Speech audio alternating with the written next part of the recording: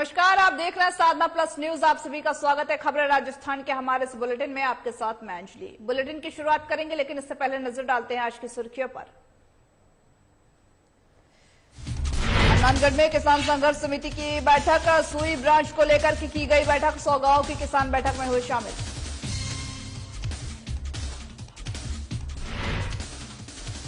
चार स्तरीय पदोन्नति कैडर को मंजूरी। दौसा में फार्मासिस्ट कर्मचारी संघ में देखी खुशी, मुख्यमंत्री का जताया आभार।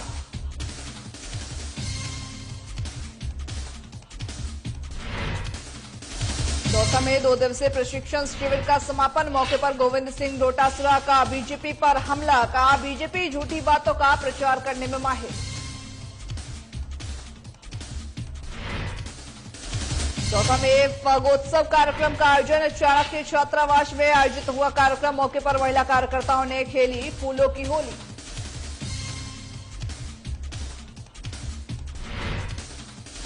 दौसा में क्रिकेट प्रतियोगिता का आयोजन। सतवीर चौधरी ने प्रतियोगिता का किया उद्घाटन। प्रतियोगिता में माला और साफा पहनाकर सबका किया स्वागत।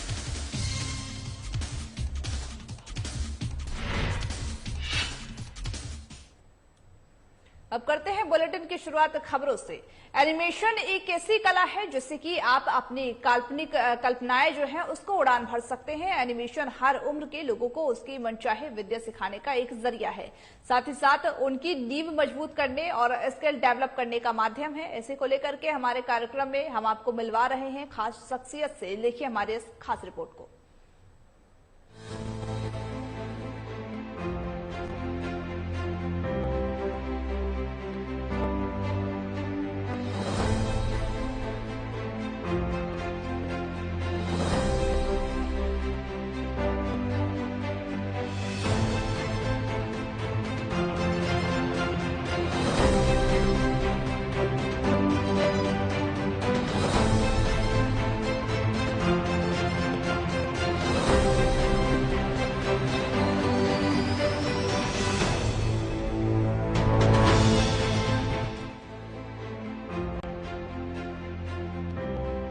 शायद ही कोई ऐसा हो जिसे कि ये ना पता हो कि एनिमेशन क्या है।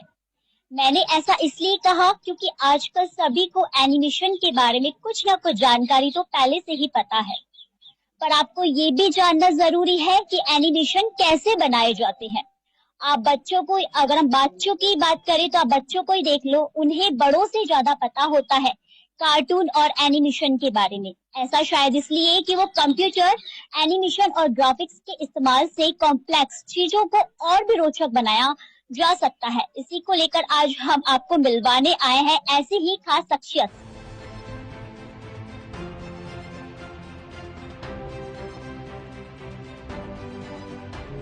पापा पापा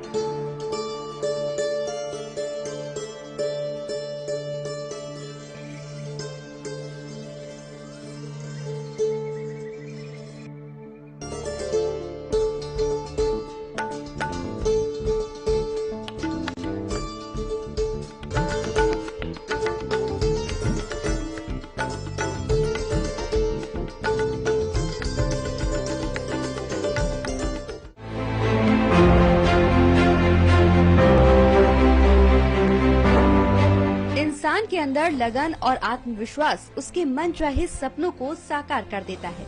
जी हाँ, हम बात कर रहे हैं स्वप्निल टॉक और अभिलाषा भारतीय की, जो एक एनिमेटर और डिजिटल आर्टिस्ट हैं। अभिलाषा भारतीय बचपन से ही आर्टिस्ट रही हैं। वो अपने पिता के बताए रास्ते पर ही चली हैं। उनके पिता भूगोल के लेक्चरर होने के साथ साथ एक आर्टिस्ट और संगीत विशारद भी रहे हैं।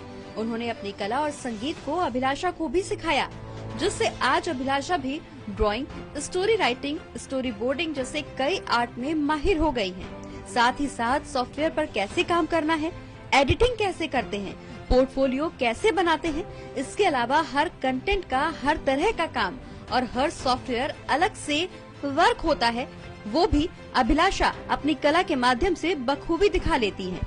अभिलाषा कहती है कि जब मैं बच्ची थी तब मुझे कार्टून सीरीज देखना बिल्कुल अच्छा नहीं लगता था। उस समय टीवी पर कई कार्टून और एनिमेशन सीरीज आया करते थे। कार्टून कैरेक्टर का लगातार और जोर जोर से बोलना, जल्दी जल्दी इधर उधर भागना दौड़ना, ये सब मुझसे सहन नहीं होता था। मुझे शुरू से ही हास्य कथाओं में रुचि नहीं थी, इसलिए मैंने कार्टून सीरीज देखना ही बंद कर दिया।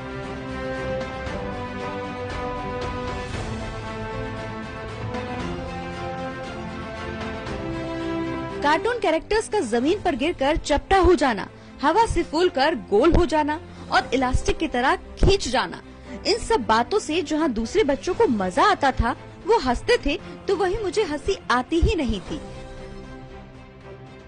लेकिन मैं ये जरूर सोचती थी कि ये सब कैसे बनता होगा, जबकि ये सब कल्पना शक्ति है। इसके अलावा मैंने उस वक्त इस बारे में इससे अधिक कुछ भी नहीं सोचा। तब मेरी चित्र शैली बहुत अलग थी।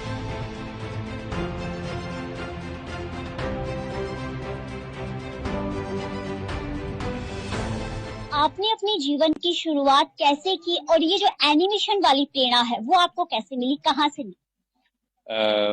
मेरा एनिमेशन का यहाँ से शुरू हुई स्टार्ट की, मेरा ड्राइंग का था। मतलब मैं जब छोटा था तब मम्मी और उनसे स्केचिंग है, उनको भी देखा है, वो भी करते थे। पापा का कॉन्सेप्ट रहता था, वो कंपोजिशन बहुत अच्छे करते थे। वो मेनली रील वाले जो कैमरे होते थे उससे वो खींचते थे। तो एक होती थी कि रील क्या काम करती है। एनिमेशन में यही कि ये 22 ही क्यों आता है, एनिमेशन में 24 आता है। तो हमने जब पढ़ा कि एनिमेशन के अंदर यही रील काम आती है। जब वीडियो चलते हैं तो 25 फ्रेम होते हैं, 25 फ्रेम को जब एक साथ प्ले करते हैं तो वो एक एनिमेशन फॉर्मेट में आ जाते होते क्या स्टिल्स। तो फिर वो एक माइंड में चला कि कैसे होता है, कैसे काम होता है, कैसे शुरू करें।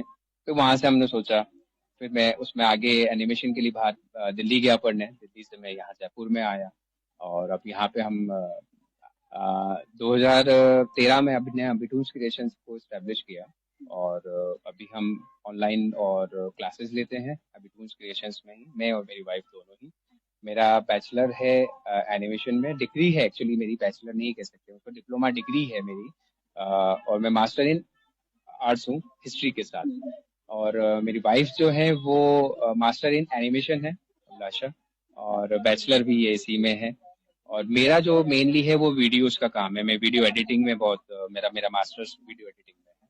तो हम लोग यहीं पे सारा काम करते हैं एनिमेशन से रिलेटेड, और डिजिटलाइजेशन सारा रहता है हमारा यही मोटिव रहता है कि हम जो काम करना चाह रहे हैं तो ये है कि जैसे मैं जब पढ़ता था तो मेरा ये था कि मैं दिल्ली के बाहर क्यों जाऊँ या जयपुर के बाहर क्यों जाऊँ या इंडिया के बाहर क्यों जाऊँ, जब मैं यहाँ कमा सकता हूँ, मैं मेरे परिवार से दूर क्यों हूँ। तो हमारा फोकस ये है कि हम हमारी कंपनी को इतना लार्ज स्केल पे कर लें कि हम घर से दूर नहीं जाने दे किसी को, और उससे हमारा भी बेनिफिट है कि हम यहाँ पे हमारा नाम करेंगे। देखिए, आप दोनों साथ में वर्क करते हैं और आप इनकी वाइफ है, जैसा कि इन्होंने बताया, आप दोनों ने साथ में सारा काम किया है। तो आपको ये जो पेंटिंग की मतलब कि पेंटिंग की प्रेरणा मिली वो कैसे? मेरी फादर मदर आर्टिस्ट रहे हैं। मेरी मदर ड्राइंग एंड पेंटिंग में लेक्चरर रही हैं। तो शुरू से जब मैं बहुत छोटी सी थी तो कॉलेज अपने साथ ले जाती थी और टेबल पर मुझे बिठा के और कलर्स के बीच में मुझे बिठा देती थी। तो शुरू से मैंने लाइफ पोर्ट्रेट ड्राइंग्स और कंपोजिशन ड्राइंग्स ये सारा सीखा उनसे। फिर जैसे ही 12th पास आउट किया तो मुझे लगा कि अब ये सारी चीजें तो पहले कवर कर ली, तो कुछ इससे ज्यादा एक्सप्लोर क्या कर सकते हैं। तो फिर एनिमेशन में जो स्कोप दिखा कि एडवर्टाइजमेंट जो हम देखते हैं, जो इमेजिनेशन जिनमें इतनी होती है, हमें लगता है कि ये बना कैसे होगा, ये इमेजिनेशन कैसे निकल के आई। आमतौर पे हम वो चीज नहीं कर सकते, एज ए पेंटिंग के थ्रू नहीं कर सकते। तो एनिमेशन के थ्रू लगा कि बहुत स्कोप है इसके अंदर कि हम अपनी इमेजिनेशंस को इजीली बाहर निकाल सकते हैं। तो इसके जरिए फिर धीरे धीरे एनिमेशन इलस्ट्रेशंस चालू किए, 2D एनिमेशन की तरफ इंटरेस्ट बढ़ा। 2D एनिमेशन से फिर क्ले जो होती है जिससे छोटे छोटे हम खिलौने बनाते हैं, वहाँ इंटरेस्ट बढ़ा, तो स्टॉप मोशन एनिमेशन के अंदर हम गए और अभी हमारा आधा आधा काम रहता है। मैं एनिमेशन करती हूँ, ये एडिटिंग करते हैं, तो हम दोनों का काम मिलके और इस तरह से कंप्लीट है।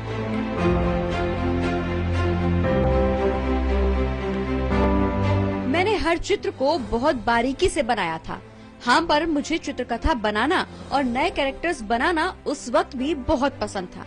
मैं स्कूल में मेरे सभी शिक्षकों, सहपाठियों, घर के सदस्यों के और उनकी मुद्राओं के स्केच बनाया करती थी। साल में एक बार मैं परिवार के सभी सदस्यों के कार्टून कैरेक्टर बनाकर फैमिली पिक्चर भी बनाया करती थी। मेरी माताजी राजकीय महाविद्यालय में चित्रकला विषय की व्याख्याता थी और पापा उच्च कोटि के कलाकार थे।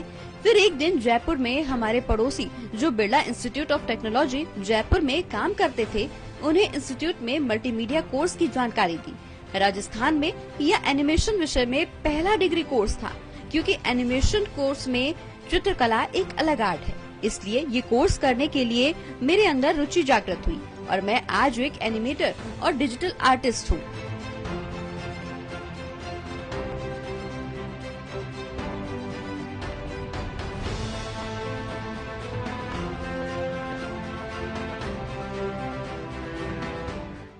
एनिमेशन की हम बात कर रहे हैं और एनिमेशन देखिए एक तरह से ये जो डिजिटल है और सबसे बड़ी ये युवाओं के लिए कैसे प्रभावित हो सकता है, कैसे युवा इससे लाभ ले सकते हैं? युवाओं के लिए इस तरह का जैसे पेंटिंग से हटके जैसे डिजिटल मीडियम जो है वो ऑनलाइन में बहुत इजी हो गया है कि बहुत जल्दी हम फास्ट ड्राइंग बना सकते हैं, शेयर कर सकते हैं। आजकल हम व्हाट्सएप पे इमोजीज भी देखते हैं और बहुत जल्दी जिफ एनिमेशंस भी देखते हैं जो हम इजीली शेयर कर देते हैं। और अपने इमोशंस को बाहर निकालने के लिए एजुकेशन के अंदर हम पढ़ाने के लिए, मेडिकल के अंदर हम एक्सपेरिमेंट्स को समझाने के लिए बहुत सारी चीजों में इजी हो गई है टेक्निक कि हम घर बैठे भी डिजिटल से बहुत अच्छी तरह से सीख भी सकते हैं, सिखा भी सकते हैं और बहुत सारे बिजनेस पर्पस से भी हम उसको सॉल्व कर सकते हैं। डिजिटल में यही है कि अपने को ये बेनिफिट मिल जाता है कि एक युवा के हिसाब से जैसे या एक बिगनर के हिसाब से देखें कि वो अपनी पढ़ाई के साथ साथ एनिमेशन को भी या ग्राफिक्स को भी या वीडियो एडिटिंग को भी साथ में रख सकता है और आपका मेन कोर्स भी कर सकता है और इसमें भी आगे वो बढ़ सकता है। तो इसमें क्या है, बिगिनिंग लेवल पे भी अर्निंग शुरू हो जाती है। जिनको कई बार ऐसा होता है कि भाई आर्थिक स्थिति से स्ट्रांग नहीं है, तो लो बजट पे भी और ऑनलाइन सब सिखाते हैं, आजकल फ्री में भी सिखाते हैं। तो वहां से वो जब सीखेंगे तो वो बिगिनिंग लेवल पे बहुत सारी वेबसाइट्स हैं जहाँ पे काम मिलता है फ्री में और आप उसमें फ्री में बिट लगा सकते हैं और आपको उसमें काम मिलता है। तो आप बिगिनिंग लेवल पे अर्न कर सकते हैं। उसके बाद आप उसमें मास्टर होंगे तो ऑब्वियसली आप उसमें कमाएंगे। तो एक युवाओं के लिए अच्छा है कि अट्रैक्ट करता है कि हम पढ़ते पढ़ते भी कमा सकते हैं और इजी इसलिए कह सकते हैं कि आने वाला पूरा युग इसी में है।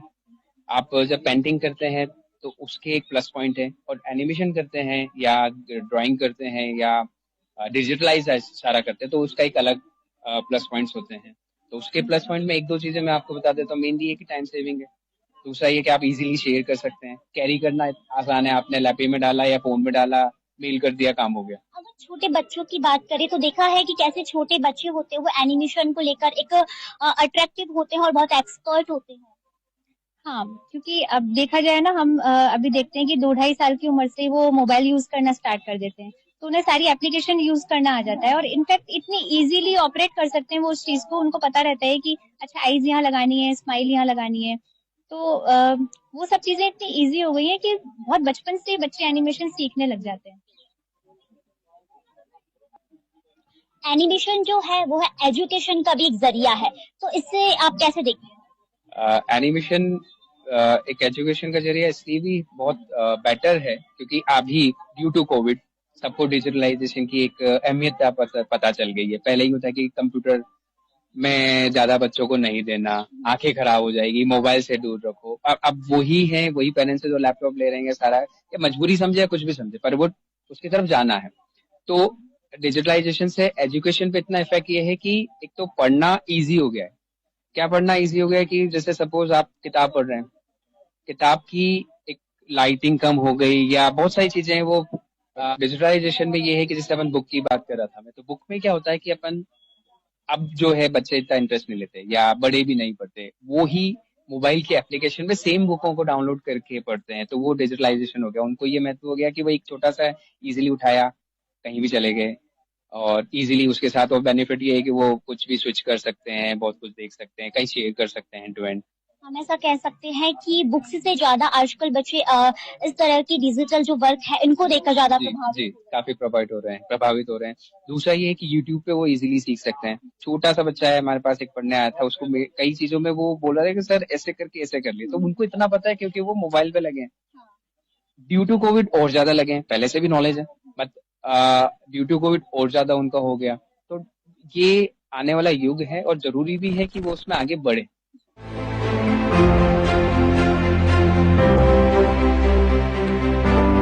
वहीं अभिलाषा के जीवन साथी बने स्वप्निल टॉक भी कुशल आर्टिस्ट होने के साथ साथ एक अच्छे एनिमेटर भी हैं और दोनों ही एनिमेशन की दुनिया में नया इतिहास गढ़ रहे हैं।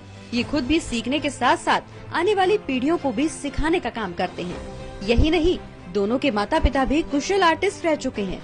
अगर हम बात करें स्वप्निल की, तो स्वप्निल की माता भी एक कुशल आर्टिस्ट हैं, क्योंकि मॉडर्न आर्ट और उसके स्केच आर्ट को एक नया ही रंग रूप देती हैं। ये लोग जहाँ भी कला और संस्कृति मेले का आयोजन होता है, वहाँ अपना ये कलात्मक रूप एक प्रदर्शनी में सजाकर लोगों को वाह विभोर कर देते हैं।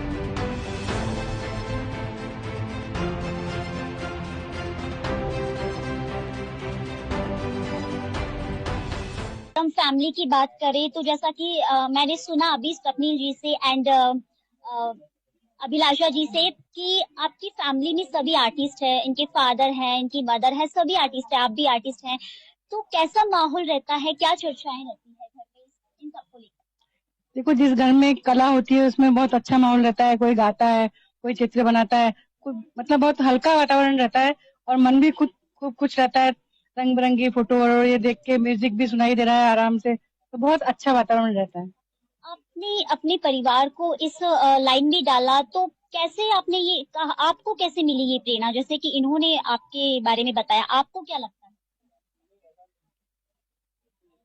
इसमें तो क्या है कि जैसे पेंटिंग में, जैसे मैं पेंटिंग में थी, अब ये छोटी थी तो मैं इसकी जो भी बनाती थी मतलब ये छोटपन में, तो मैं उसको हर पन्ने को संभाल के रखती थी। जैसे कोई भी लकीर भी खींचे, मैं आपको इसकी एक घटना बताती हूँ कि है ना, मैंने इसको एक बार में सारे अक्षर बता दिए, तो इसने क्या वो सीख लिए वो अक्षर। ये वहाँ स्कूल जाने से पहले अखबार पढ़ना सीख गई थी और मात्राएं पता नहीं होती थी कि कौन सी है, लेकिन अखबार पढ़ना सीख गई थी वो ये। और इसको बुलाते थे आना बेटा कि अखबार पढ़ के बताना, और स्कूल बाद में गई थी। आप इनकी क्या लगती है? मैं मदर हूँ इसकी। मेरा एक अहम सवाल और आपसे कि देखिए, परिवार में सभी आर्टिस्ट है, कलाकार है। कई बार ऐसा होता है कि कोई ना कोई परिवार में से अलग चला ही जाता है, इस तरह का नहीं होता है कि सभी एक जैसे हो, एक ही कलाकार हो। तो आपके परिवार में सभी आर्टिस्ट कैसे? कोई तो रीजन रहा होगा। देखो, हमारे परिवार में जैसे मेरे हस्बैंड, उनको भी ड्राइंग म्यूजिक दोनों का शौक था और मुझे म्यूजिक भी अच्छा लगता था और ड्राइंग भी अच्छी लगती थी, तो नेचुरली वातावरण तो पूरा मिला ही और इसको अपने आप ही मतलब सब चीज आ गई देख देख के। और मैं हर एक कंपटीशन में जैसे इसको ले जाते थे तो आराम से छुटपन से भाग लेती हुई आई है। तो ड्राइंग में तो हमारे से भी, बल्कि इसके एनिमेशन की शुरू से ही इसकी रुचि थी। जैसे अपन खिलौने देते थे ना मैं इसको, तो ये खिलौनों को क्या जमा के लाइन से और उसके बीच में लेट जाती थी, तो शुरू से ही एनिमेशन वाला वो प्रभाव आ गया था।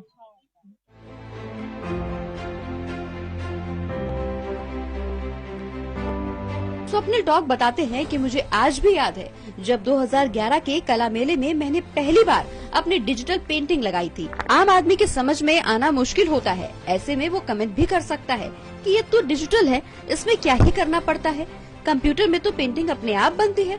लेकिन उसके लिए कुशल आर्ट आना भी बेहद जरूरी होता है। कई दिग्गज कलाकार भी ऐसा ही कहते हैं, मुंह बनाते हैं, अपमान करते हैं, लेकिन हम निराश नहीं हुए। हमें हमारे गुरु जो हमारे पिता थे, उन्होंने समझाया कि देखो, तुम्हें संघर्ष करना है, जो भी तुम्हारा काम है उसके लिए लगातार बिना रुके तुम्हें मेहनत करनी होगी। एक दिन वो अपनी छाप जरूर छोड़ेगा। और आज मैं बिना रुके डिजिटल आर्ट के माध्यम से काम कर रहा हूँ। लगातार पारंपरिक कला से संघर्ष करते हुए साल 2020 कला मेले में digital painting shapes of life को एक व्यक्ति कलाकार और दर्शकों द्वारा सराहा गया। पेंटिंग को अकादमी द्वारा खरीदा भी गया और उन्हें कला मेरा अवार्ड भी दिया गया। डिजिटल आर्टिस्ट के लिए ये पहली बार था। जब आप लगातार बिना रुके अपनी यात्रा करते रहते हैं तो आपको सामने आने से कोई नहीं रोक सकता।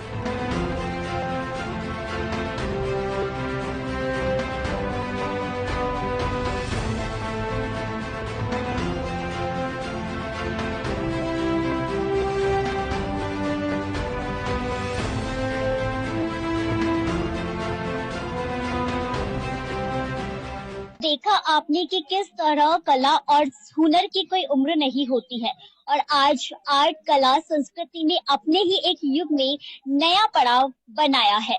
फिर चाहे वह एनिमेशन हो या फिर कैनवास पेंटिंग या फिर मॉरल आर्ट में, कहीं ना कहीं कला आज भी इन बदलते युग में अपना नया आयाम बनाए हुए है।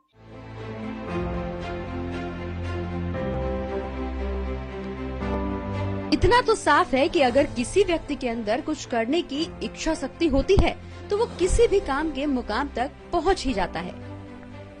जयपुर से पूजा जोशी के साथ जयंत शर्मा की रिपोर्ट।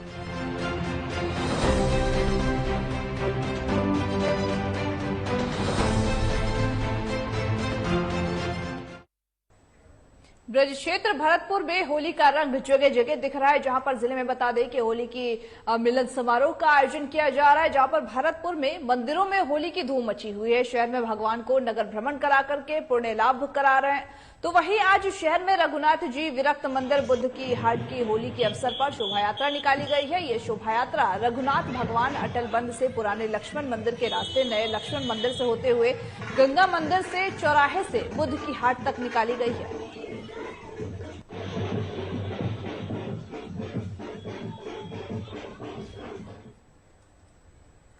बीजेपी एसटी मोर्चा ने किसानों का संपूर्ण कर्जा माफ करने और जिले के रेहड़िया बांध सहित संपूर्ण बांध और नदियों को ईस्टर्न कैनाल परियोजना से जोड़ने की मांग करते हुए सोमवार को जिला कलेक्ट्रेट पर जिला अध्यक्ष डॉक्टर रतन तिवारी और एसटी मोर्चा जिला अध्यक्ष दौलत राम मीणा के नेतृत्व में प्रदर्शन किया गया है। इसके साथ ही कलेक्टर को राज्यपाल के नाम का ज्ञापन दिया गया है। एसटी मोर्चा जिला अध्यक्ष दौलत राम मीणा ने बताया है कि राजस्थान में कांग्रेस सरकार ने गत विधानसभा चुनाव में से पूर्व ही अपने चुनावी घोषणा पत्र में किसानों के संपूर्ण कर्जा माफ करने और साथ ही साथ यहां पर बता दें कि किसानों को जो बिजली की यूनिट दर कम करने की घोषणा की गई थी, लेकिन आज तक घोषणा पूरी नहीं हुई है।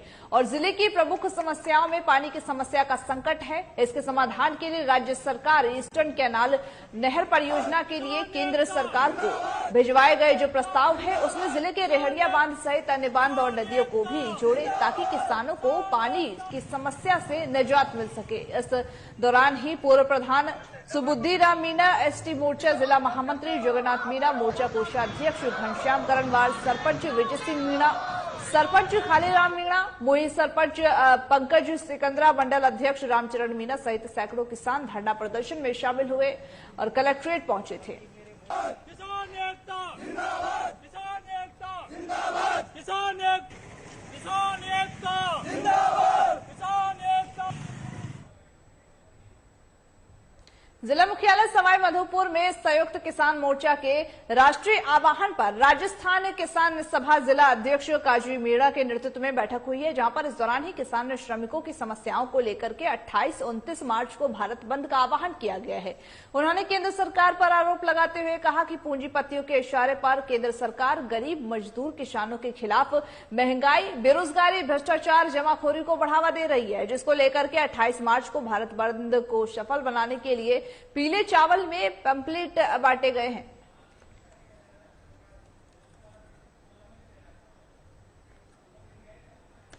उपखंड मुख्यालय पर आज राजकीय उच्च माध्यमिक विद्यालय रजमाना में वार्षिक उत्सव और साथ ही पूर्व छात्र भामाशाह सम्मान समारोह का आयोजन किया गया था, जिसमें कि मुख्य अतिथि के तौर पर रामकिशन पीटीआई अध्यक्ष, देवनारायण मंदिर ट्रस्ट चौथ का बड़वारा अध्यक्षता, जहां पर रजमाना सरपंच गेंदी देवी विशिष्ट अतिथि के रूप में समाज सेवी हरपार गुर्जर और समस्त वार्ड पंच रजमाना मौजूद रहे। इस अवसर पर विद्यालय के नन्हे मुन्ने बालकों द्वारा नाच गाने का सांस्कृतिक कार्यक्रम किया गया था, जहां पर इस अवसर अवसर पर जो रामकृष्ण पीटीआई ने खंडार विधायक अशोक बेरवा के निर्देश पर एक हाल 5 लाख रुपए की स्कूल की बाउंड्री वॉल करवाने की घोषणा भी की है। इस अवसर पर प्रधानाचार्य लक्ष्मण महावर और समस्त स्टाफ ने आमंत्रित सभी महानुभावों का आभार व्यक्त किया है।